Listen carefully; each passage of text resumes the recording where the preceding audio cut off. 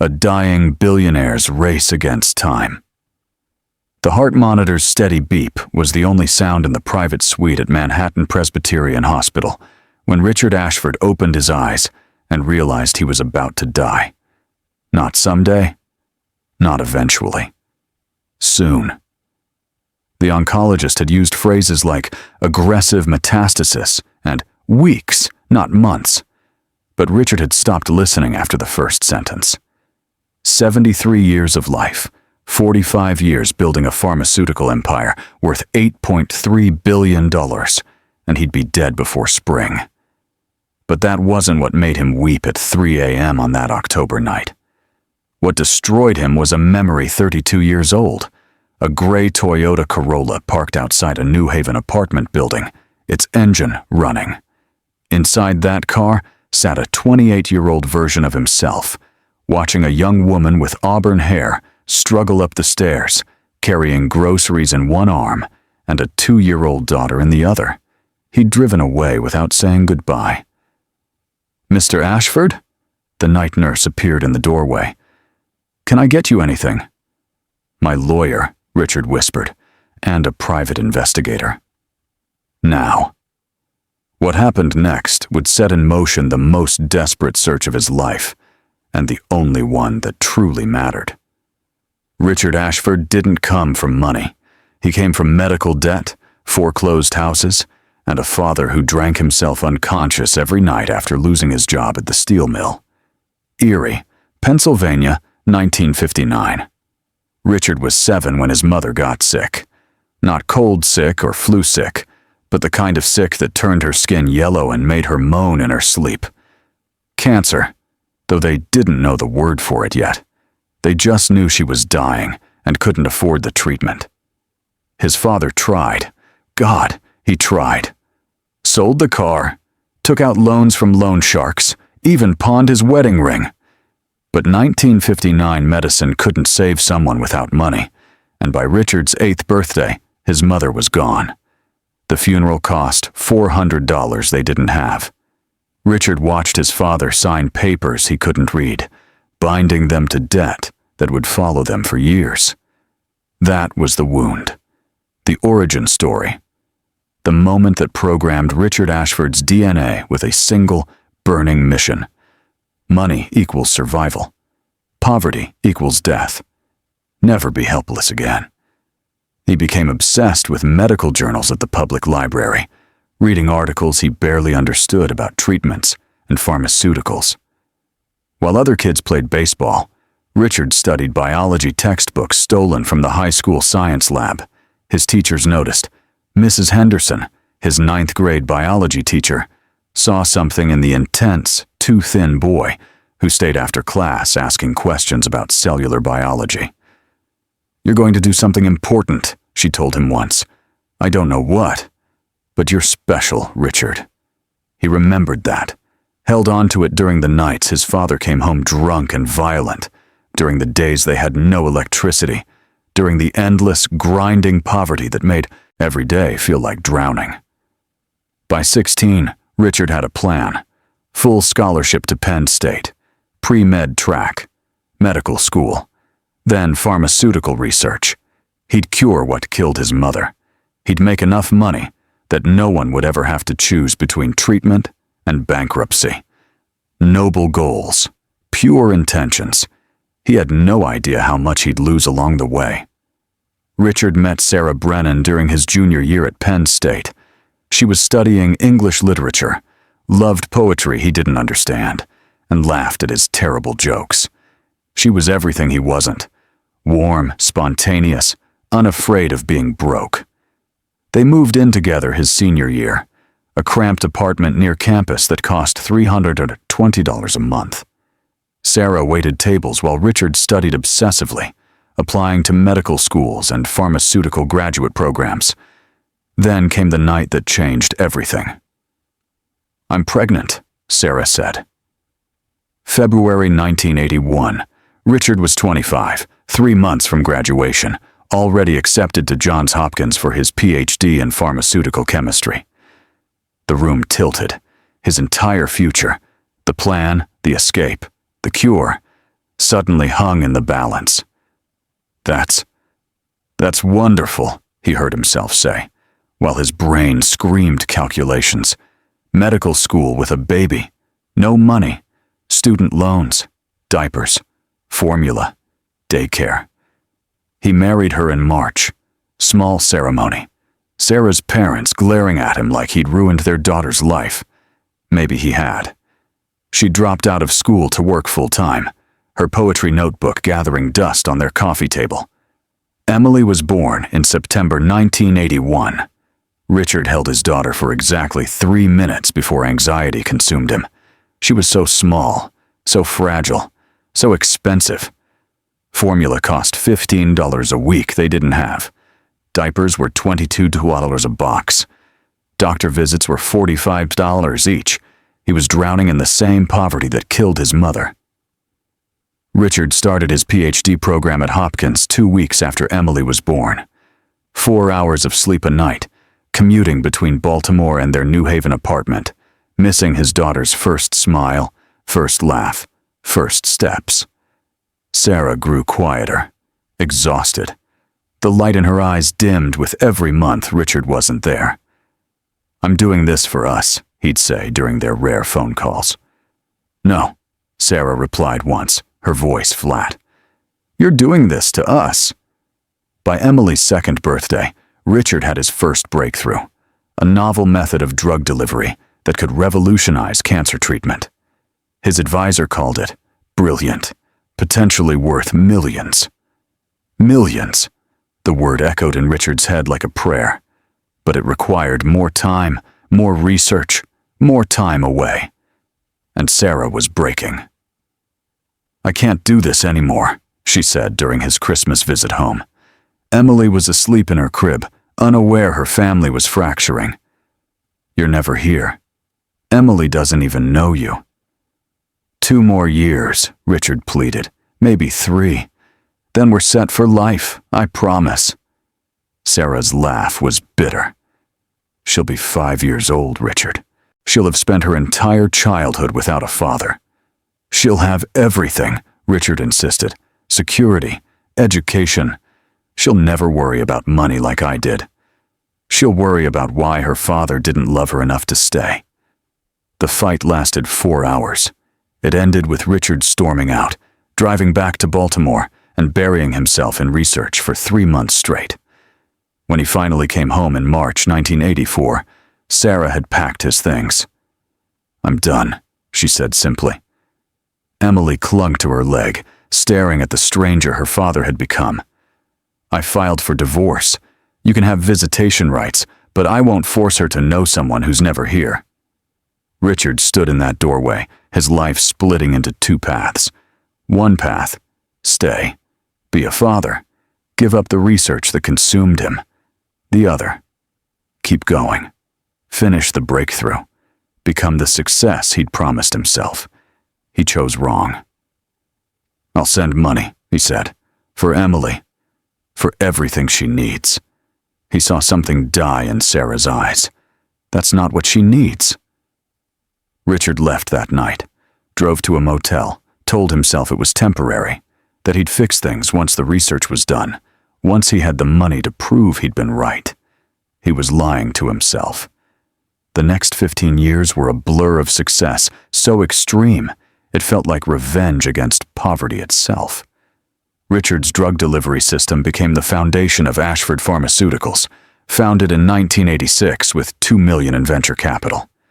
His first product, an improved chemotherapy delivery method, received FDA approval in 1989. The company went public in 1992. Richard was worth $47 million overnight. He sent child support checks to Sarah every month, $2,000, then $5,000, then $10,000. Never visited, never called. Told himself Emily was better off without a father who'd only disappoint her. The checks kept growing. The distance did too. By 1995, Ashford Pharmaceuticals had 12 drugs in development and a market cap of $800 million. Richard remarried Catherine, a corporate lawyer who understood his work and didn't ask for emotional availability he couldn't provide. They had a son, Michael, in 1996. Richard told himself he'd be better this time, present this time, different this time. He wasn't. Michael grew up seeing his father in boardrooms and business magazines, rarely at dinner. Catherine eventually stopped expecting him home. The marriage became a business arrangement maintained for appearances. But at night, alone in hotel rooms between acquisitions and FDA hearings, Richard thought about Emily, wondered who she'd become, Googled her name occasionally, finding nothing concrete. A high school honor roll mention, a college debate team photo, then silence. She'd made herself invisible to him. Smart girl. The 2000s were Richard's golden age. Ashford Pharmaceuticals became a Fortune 500 company. His net worth hit $3.2 billion in 2007. He testified before Congress, advised presidents, donated millions to medical research. The once irony wasn't lost on him. He'd built his empire on cancer drugs, trying to prevent what happened to his mother. But he'd become exactly what destroyed his family. Absent, obsessed, choosing work over connection. His second marriage ended in 2010. Catherine got a $180 million settlement in primary custody of Michael, who was 14 and barely knew his father.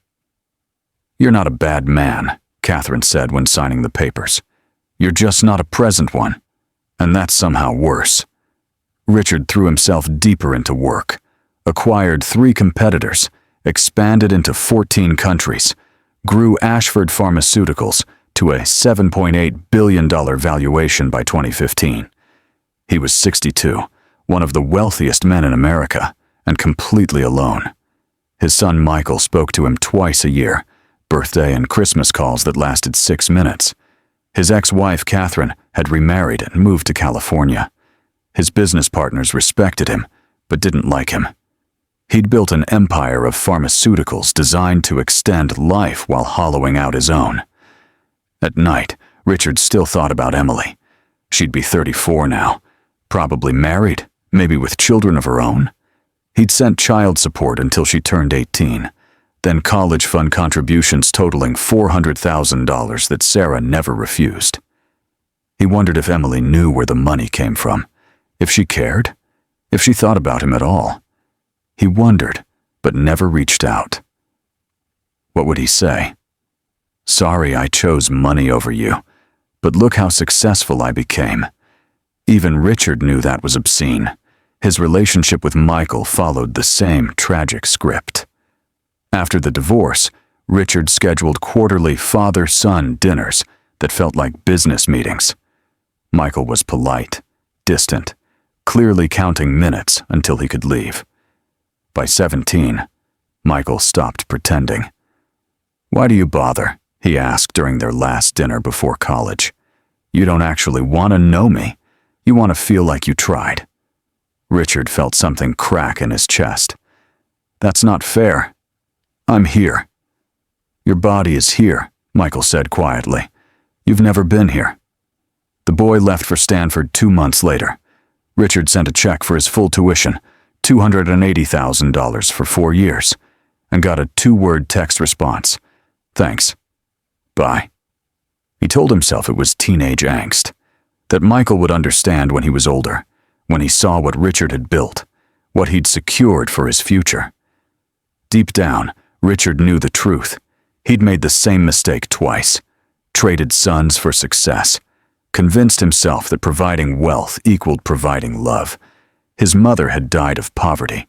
His children had died of neglect. Not physically. Worse, they'd died to him. Cut him out like the cancer he'd spent his life fighting. September 2023. Richard went for his annual physical expecting the usual clean bill of health. He ran 4 miles every morning, ate carefully, took the supplements his own company manufactured. The imaging scan found shadows, stage 4 for pancreatic cancer, already metastasized to his liver and lungs. The oncologist, a brilliant woman named Dr. Sarah Chen, and wasn't that ironic, spoke gently about treatment options and quality of life. "How long?" Richard interrupted. Dr. Chen hesitated. With aggressive treatment, potentially 12 to 18 months. Without treatment, perhaps 3 to 4 months. And with treatment, what's my quality of life? Moderate to severe side effects, fatigue, nausea, pain. You'd spend most of your remaining time in hospitals. Richard almost laughed. He'd spent 45 years building pharmaceutical companies, developing cancer treatments, extending thousands of lives. And here he was, facing the same disease that killed his mother, armed with marginally better options. "I'll take the treatment," he said, "but I need to be functional, clear-headed. I have things to handle." Dr. Chen nodded, already writing referrals. "We'll start next week." Richard walked out of that office into a Manhattan afternoon and felt the weight of every choice he'd ever made crushing down on him. 73 years old, maybe a year left, billions in the bank, and no one to call with the news. Michael wouldn't care.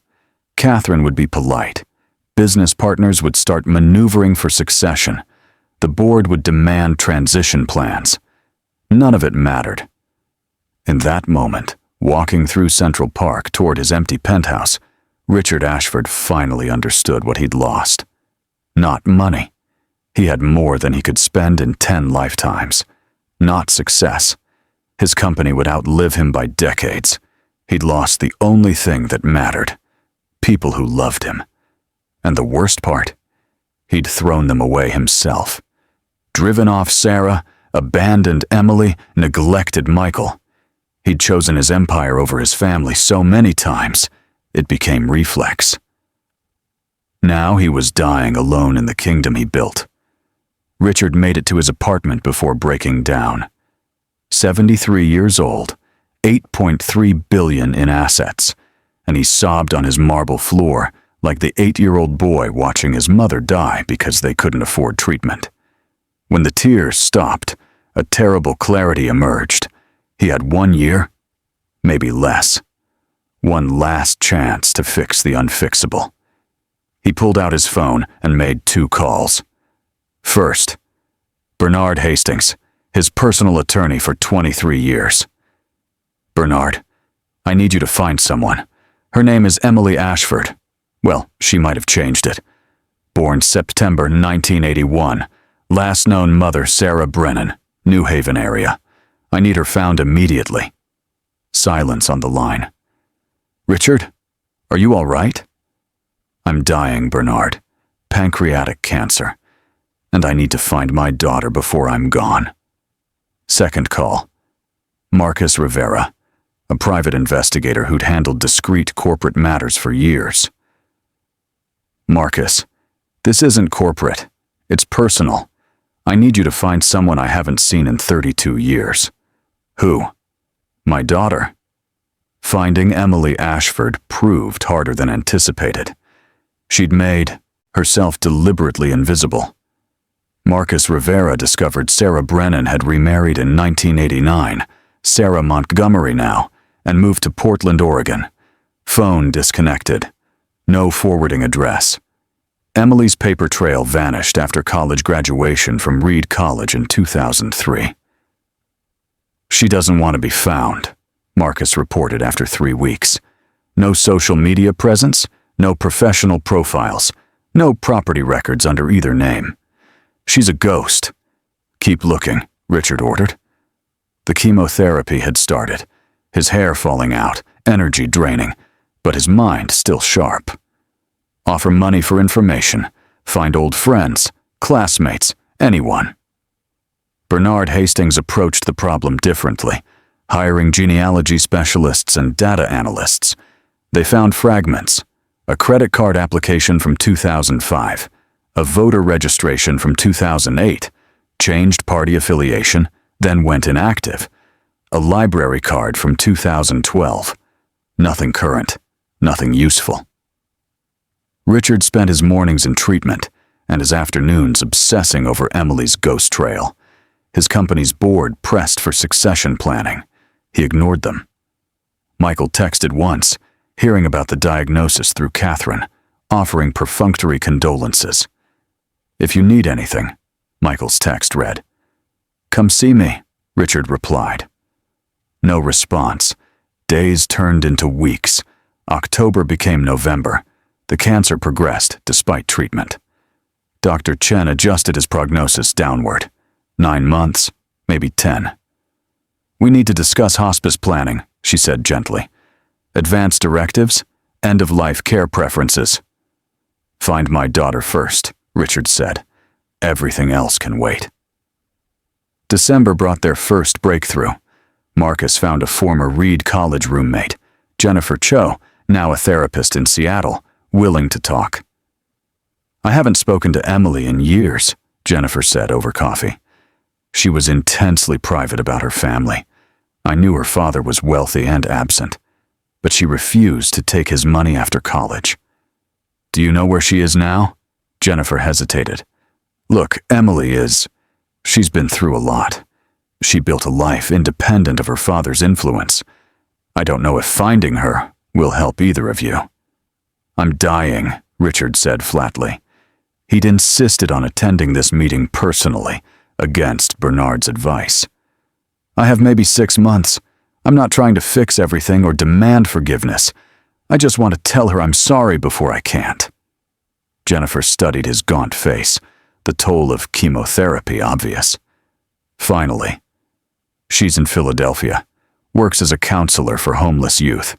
Last I heard, she was running a non-profit called Second Chances." Second chances. Richard almost laughed at the bitter irony. Marcus confirmed it within 3 days. Emily Montgomery, she'd taken her stepfather's name, was the executive director of Second Chances, a small non-profit serving homeless teenagers in North Philadelphia. The program offered counseling, temporary housing, job training, and medical care, everything Richard's mother hadn't had access to, everything he'd spent his life providing through pharmaceuticals, but never directly, personally. His daughter had become the kind of hands-on helper he'd never been. "She doesn't know you're looking," Marcus warned. "Showing up unannounced could backfire."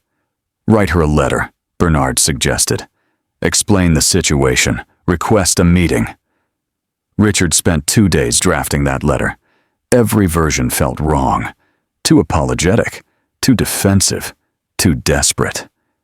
How do you summarize 32 years of absence in a few paragraphs? The final version was simple. "Emily, my name is Richard Ashford. I'm your biological father. I have no right to contact you after 3 decades of absence, but I'm writing because I'm dying. Pancreatic cancer. 6 months at most. I'm not asking for forgiveness or reconciliation. I know I don't deserve either. But I would like the chance to see you once, to say in person what I should have said 32 years ago. I'm sorry. I failed you. I chose my work and my ambition over being your father. That was wrong. You deserved better. Your mother deserved better. If you're willing to meet, I'll come to Philadelphia. If you're not, I understand. You owe me nothing. But if there's any part of you that wonders who I am or what I'd say if given one chance, I'm here. For however long I have left." Richard Ashford. He included his phone number and email. Marcus hand-delivered it to Second Chances on a Friday afternoon. Then Richard waited. 1 week passed. Richard checked his phone obsessively between treatment sessions. No call, no email, 2 weeks. His doctors adjusted his chemo regimen. The cancer wasn't responding well.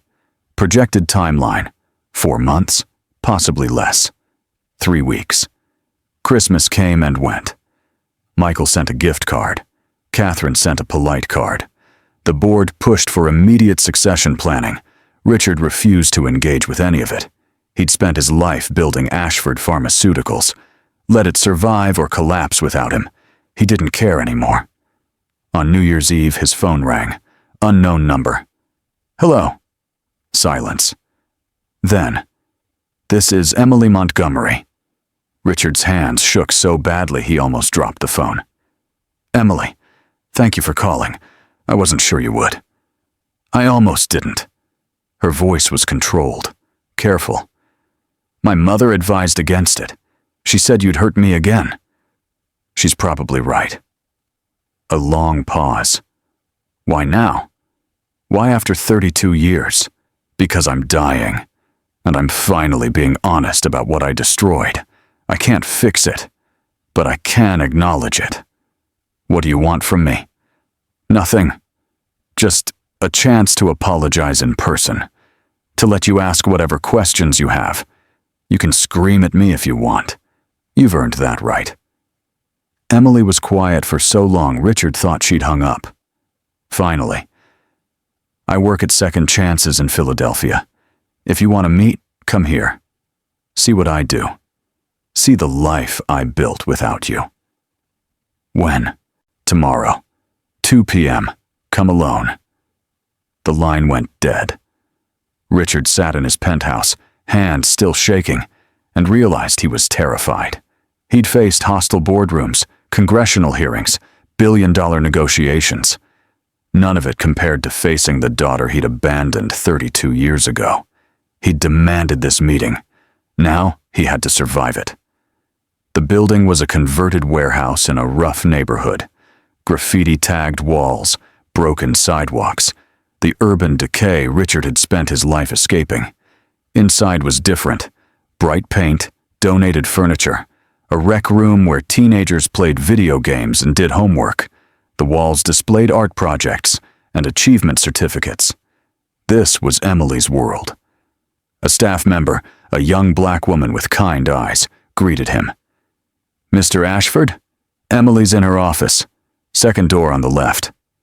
Richard walked down the hallway, his heart pounding harder than it had during his cancer diagnosis. Through the doorway, he saw her. Emily Montgomery was 42 years old, auburn hair like her mother, but she had Richard's eyes, the same intense focus he'd seen in mirrors his whole life. She was beautiful, and she was looking at him like he was a stranger. "Come in," Emily said. "Sit down." The office was small, cluttered with case files and donated supplies. Emily sat behind a beat-up metal desk, composed and distant. Richard sat. "Thank you for seeing me. I did it for my own closure, not for you." Her voice was steady. "I have questions.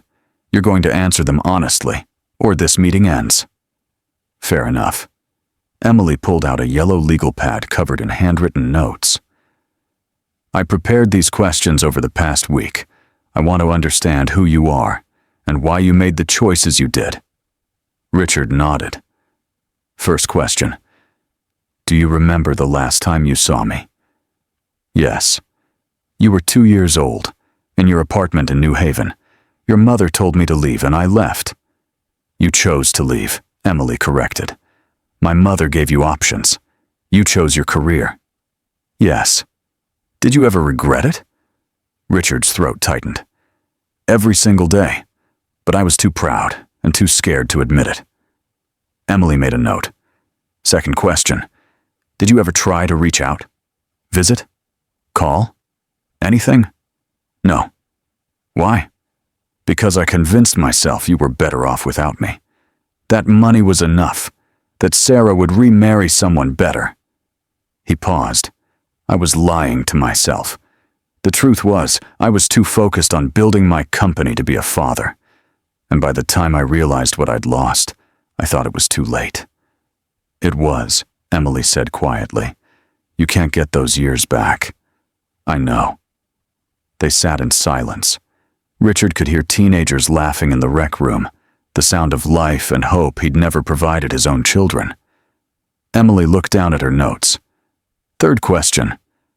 Why did you build a pharmaceutical company? Was it really about your mother?" Richard blinked. He hadn't expected that question. "Yes. She died of cancer when I was 8. We couldn't afford treatment. I spent my life developing drugs so other people wouldn't face that choice. Did you ever wonder if you replicated the trauma instead of healing it?" "What do you mean?" Emily leaned forward. "Your mother died because she didn't have access to care. You then built a company that makes life-saving drugs, but prices them so high that poor people still can't access them. You became the system that killed her." The words hit like a physical blow. Richard opened his mouth, then closed it. She was right. "I never thought about it that way," he admitted. "Of course not. You were too busy being successful." Emily's voice held decades of pain. "Do you know what it was like growing up as your daughter, having my friends discover my last name and realize my father was worth billions? Having them ask why I wore second-hand clothes and worked part-time at 16? Sarah refused my money. Because you weaponized it!" Emily's composure cracked. "Every check you sent was a reminder that you'd rather write a check than show up. You reduced fatherhood to a financial transaction." "You're right. I did." "And Michael? Your other son. Did you do the same thing to him?" Richard's voice broke. "Yes." Emily sat back, tears forming but not falling. "At least you're honest. I don't have time to be anything else." They looked at each other across the desk, two strangers connected by DNA and destroyed by absence. "Last question," Emily said quietly. "What do you want from this meeting?"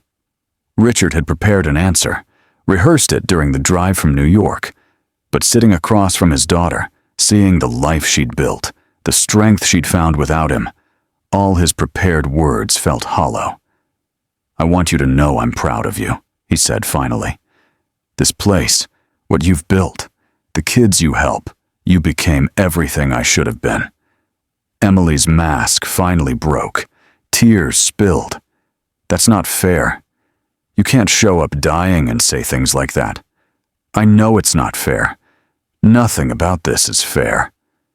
You left me." Emily was crying openly now. "I was 2 years old, and you left me, and I spent my entire childhood wondering what I did wrong. What was so unlovable about me that my father couldn't stay?" Richard moved around the desk, kneeling beside her chair. "Nothing. You did nothing wrong. I was the failure, not you. You were perfect, and I was too broken to see it." "Then why didn't you come back? You had 32 years. "Because I'm a coward." Richard was crying too now. "Because I convinced myself you'd hate me. Because every year made it harder to face what I'd done. Because I'm a coward who chose the easier pain of absence over the harder pain of presence."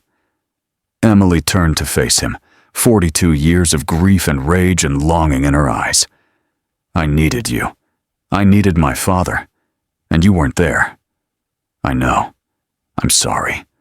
I'm so sorry." They held each other then, father and daughter, strangers and family, separated by decades, and finally, impossibly close. Richard felt something break open in his chest, all the success and money and empire building revealed as the hollow achievement it was. He'd won the world and lost his child. And nothing, no breakthrough, no billion-dollar acquisition, no legacy, would ever make that acceptable.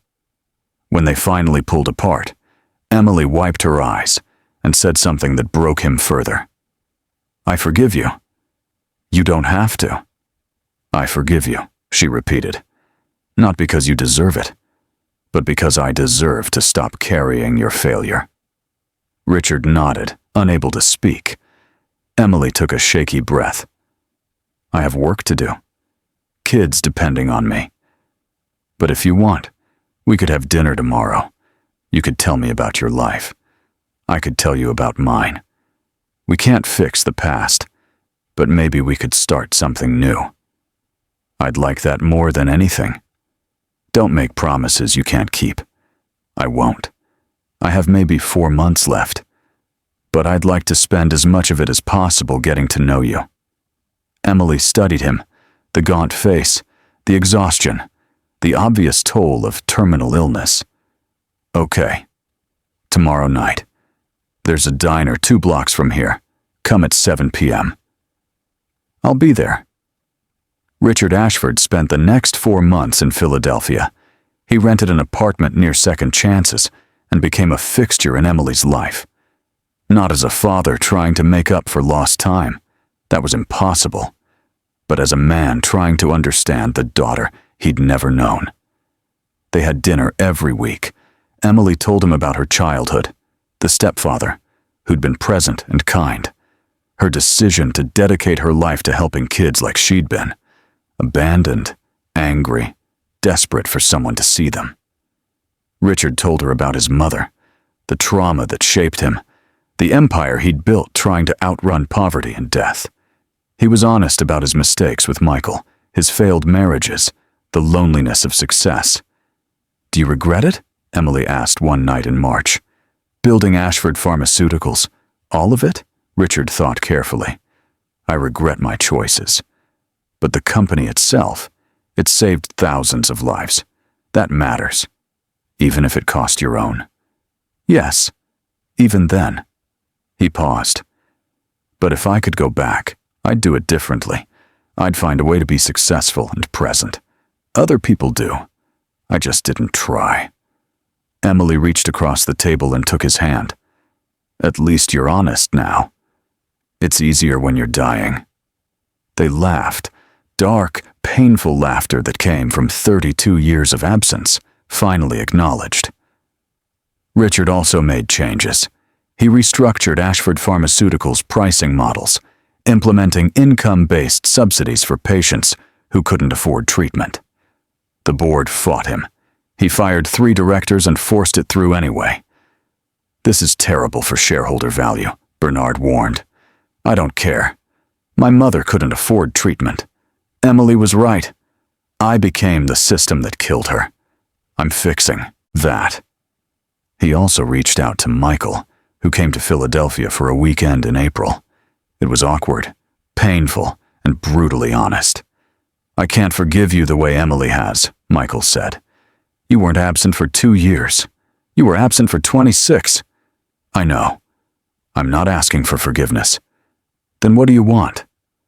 For you to know I'm sorry and proud of you, and that my failure as a father isn't a reflection of your worth," Michael cried. Richard held his son for the first time since he was 8 years old. When Michael left, he said, "I don't know if we can fix this, but I'm willing to try." It was more than Richard deserved. He took it as the gift it was. By late April, Richard's body was failing. The cancer had won. Dr. Chen recommended hospice care. "You have weeks, Richard. Maybe days. It's time." Emily insisted he move into her guest room. "You're not dying alone in a hospital. Not after everything." So Richard Ashford, billionaire, pharmaceutical magnate, absent father, spent his final days in his daughter's modest Philadelphia home, surrounded by the life she'd built without him. Michael came for the last week. The 3 of them sat together in Emily's living room, sharing stories, watching movies, existing as something resembling a family for the first time. On May the 2nd, 2024, Richard woke knowing it was his last day. His body had deteriorated to the point where breathing was labor. "Emily," he whispered. "Michael, come here." They sat on either side of his bed. "I need to tell you something." Richard's voice was barely audible. "I changed my will. Most of my assets are going to second chances and organizations like it. You'll each get enough to be comfortable, but the bulk goes to helping kids who remind me of what I was, desperate, scared, thinking money is the answer." "Dad," Michael started. "Let me finish." Richard squeezed their hands. "Money didn't make me happy. The company didn't make me happy. These last 4 months with you both, this is the only thing I did right in 73 years. Emily was crying. "You don't have to." "Yes, I do. I wasted so much time. But I want you to know, being your father, even for these few months, was the greatest honor of my life. I don't deserve either of you, but I'm grateful beyond words that you gave me this chance." "We love you," Emily whispered. "I love you too." Richard's eyes closed. "Both of you. So much." He died peacefully that afternoon, surrounded by his children, finally worthy of the title father he'd abandoned so long ago. Emily and Michael discovered their father had been more generous than they'd imagined. After setting aside substantial trusts for them both, Richard had donated $7.1 billion to creating the Ashford Foundation, dedicated to providing free and low-cost health care, housing, and support for at-risk youth and families. Second Chances received $100 million. Emily expanded it to 12 cities. Michael, who'd become a civil rights attorney, used his inheritance to start a legal aid clinic. When asked about his father, he said, "He was complicated. He failed us for decades. But in the end, he tried. That matters." The pharmaceutical industry eulogized Richard Ashford as a titan who revolutionized cancer treatment. His obituary in the Times focused on his business achievements and philanthropic legacy. But Emily's eulogy at his memorial service told a different story. "My father spent most of his life running from the trauma of poverty and loss. He built an empire trying to cure what killed his mother, but in the process, he nearly destroyed his own family. He was absent, obsessed, and convinced that success equaled love. But in his final months, something changed. He stopped running. He faced what he'd done, who he'd hurt, and what he'd lost. He couldn't fix the past, but he tried to change the future. Is that enough? I don't know.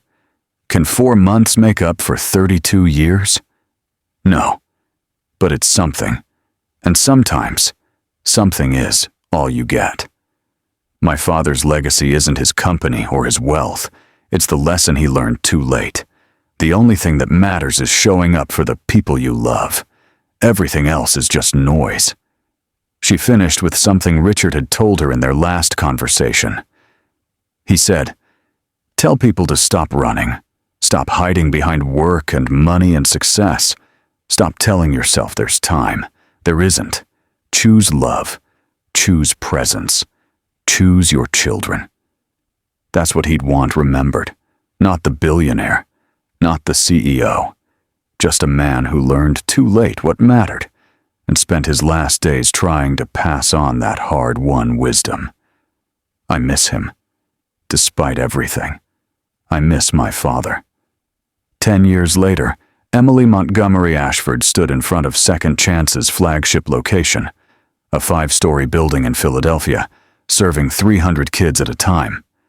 A teenager approached her, a 16-year-old named Marcus, who'd been homeless for 2 years before finding the program.